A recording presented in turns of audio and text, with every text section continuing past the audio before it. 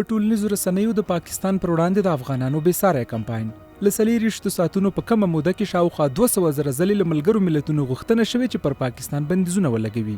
دا کمپاین پرون ناوخته پیل شو او لا هم دوام لري چې د لر او بر افغان وطن د ټولنیزو رسنیو لسګونه زره کاروونکو یاد کمپاین کې برخه اخیستې. دوی لیکلي یوازې پر پاکستان نړیوال بندیزونه کولی شي چې د افغانستان جګړه په سوله بدله کړي او پرته له دې به سیمه د پاکستان له لوري د روزل شویو ترهګرو په اور کې سوځي. دوی زیاته کړي د 42 کلن ناورین عامل پاکستان دی او په زور او ناوړه قدرت سره د افغانستان د پرمختګ مخه نیسي.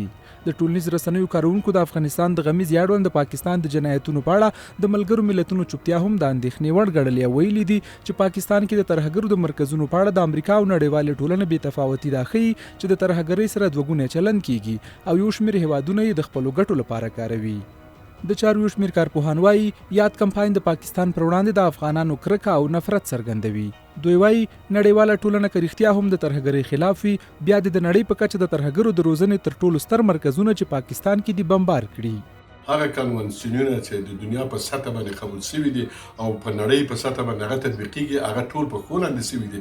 امیدواره یم د متحده قومونو کې کومه څوکۍ چې د افغانستان ده او مسؤل یې هلته ناسته د هغه اواز جګېدل پکار دي تر هغو پورې د نړیوالې سطح په نسبت باندې دوی خپل اعتراض غږ جګ او هغه بندیزونه چې یا سیاسي بندیزونه اقتصادي بندیزونه دا په دې باندې ولګي تر هغو دوی دغه قانونسیونو ته احترام قایل سي او له خپل تجاوز نه باید لاس واخلي. د چارو د یو شمېر نورو کارپوهانو پاند پر پاکستان بندیزونه سیمه امن کولی شي او د ترهګرۍ ریښې له منځه وړلی شي.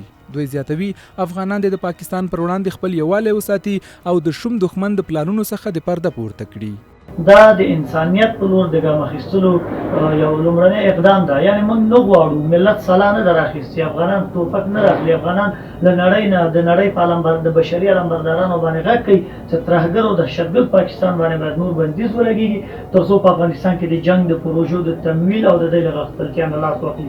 له تېرو 2 اونیو راهیسې د نړۍ په بېلابېلو ښارونو کې افغانانو د پاکستاني سفارتونو پر وړاندې لاریونونه وکړل او ملګرو ملتونو څخه یې وغوښتل چې په اسلام آباد بندیزونه ولګوي. تېره شپه د امریکا کالیفورنیا کې هم د افغانانو کلتوري ټولنې د پاکستان خلاف یو ستر لاریون وکړ او دا هیواد د ترهګرۍ د روزنې مرکز یاد کړ.